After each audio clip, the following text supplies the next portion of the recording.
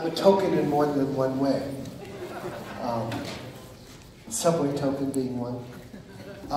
So I'm going to play something for you that, let's say, is written down. It's about 300 years old.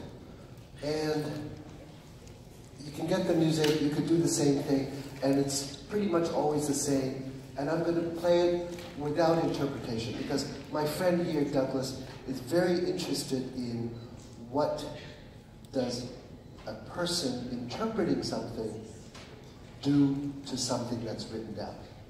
And this may have something to do with what my colleagues, Karina and Valérie, are going to talk about also in their work. So here's 20 seconds of something.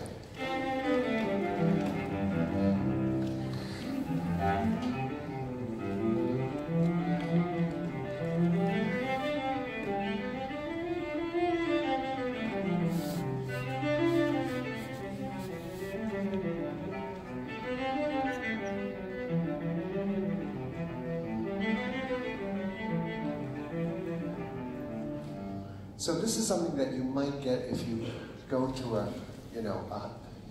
$50 synthesizer to say, I'm going to plug this in and I'm going to get these notes. Now, I'm going to add one thing, and it's not actually necessarily a musical thing, but it's just one idea, and I'd like you to tell me what the difference is, and then Douglas will also show us something that we need to figure out. So that one thing is what you all know, because you're humans. You know the feeling of gravity. Right? So you know you can only jump so high. You know that you're pulled down, that you know in another 20 years, like me, you'll be about an inch shorter. That's called long-term gravity. Now, in terms of short-term gravity, how does gravity affect, if I say, plug in gravity into this piece of music that you just heard? Let's see what it sounds like.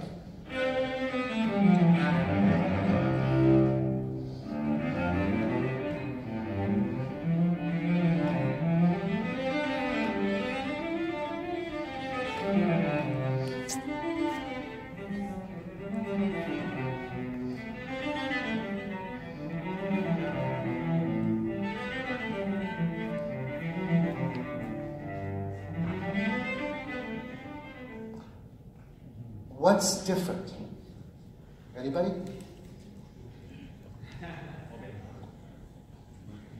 I went deeper, as in, basically I was actually feeling dragged down by whenever I was going towards low. If you go low, I go lower. Anybody else? Yeah. Speed and acceleration. Acceleration, yes. Sometimes the force of gravity is pulling me down faster, right? Anybody else? Very good. Yep. Bass notes. What? Bass notes. Bass notes. Yeah, headed towards bass notes. Great. Douglas. Yes, this works. My dear friend. Yes. Would you play us something? If I could hold the cello, no. Sure. Okay. Okay, so I wanted there to be a conversation with Yo-Yo, so I'm going to play a piece of AI-generated music. It's always good to follow something like that, slightly intimidating, but I got to type a password. He's going to create it right now. Douglas Eck is the genius. Okay, so this work was done by a number of people who are not me, including Anna Huang and Ian Simon and Adam Roberts and Jesse Engel. So what you're going to hear is some combination, for those of you that are in the machine learning world, which is most of you, some combination of transformer and wavenet. And it's a piece of music built and performed by a neural network. And I'm hoping to get some feedback from Yo-Yo on how good and or bad it is. And I'm not setting it up to be great. So let's hope the audio works. We didn't do a sound check. You are offline, some functionality. I think I joke. Okay, I'm going to pause it. Can we bring up the sound a little bit? Do we have a sound? You'll bring it up? Okay. I'll start it over. We need to be a little bit louder.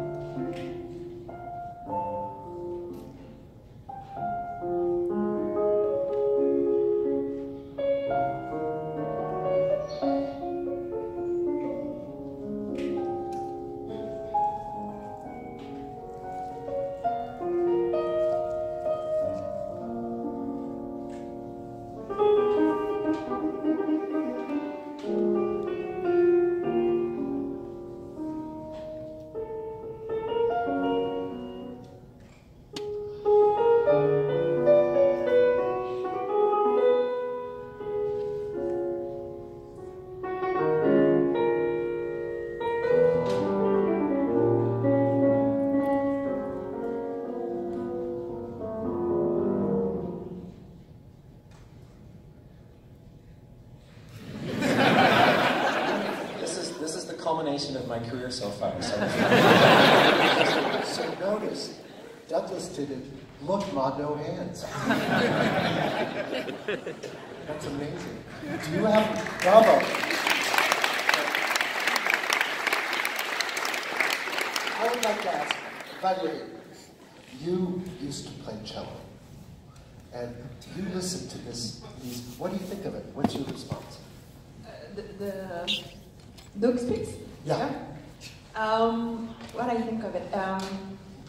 Well, I'm gonna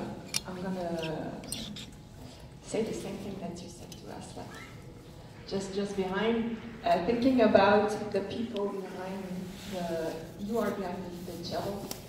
Who are the people behind the algorithm? Are they musicians?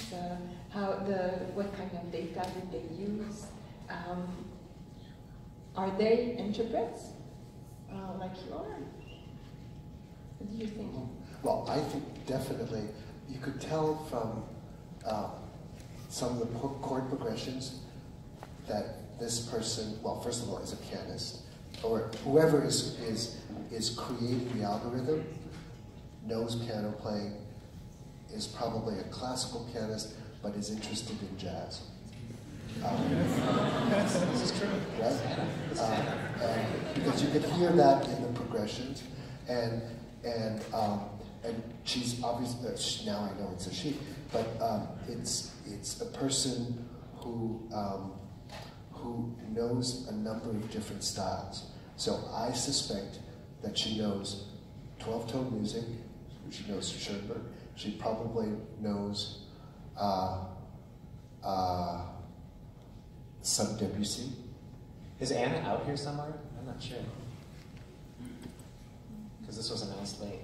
Oh well. Yeah. So we'll never know. But the point is, actually, and where this may have something to do with our discussion, I feel that actually my job, we're asking each other what was the thing that you wanted, sentence that you would say to describe what you care most about what you do.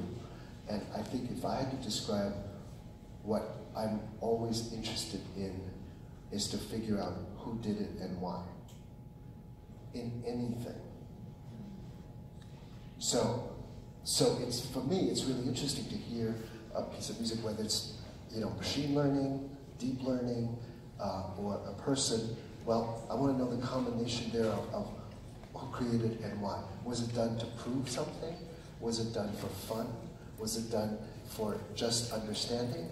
Or was it done to exploit something? Are you selling a piano? No, I don't think so. Are you trying to, but I would ask those questions. And those, does that make sense to you? Absolutely. As a manager, the main important thing is to think about the individuals that are behind the code, that are behind the instrument. So it makes absolutely sense. And Karina, I asked you what you were thinking about when you were 15. And she said, I was interested in everything. Everything. Philosophy, you know, you have many, many different backgrounds, cultural backgrounds in your history, and therefore I think your answer to what you care about most is to really make sure that that all voices have, you know, equity, essentially. So at least her voices actually also have some form of representation. But so tell me what are the problems that you are dealing with most these days? Problems and deal. It's working. Besides life balance and I think it seems that you also said before that you're trying to understand what people do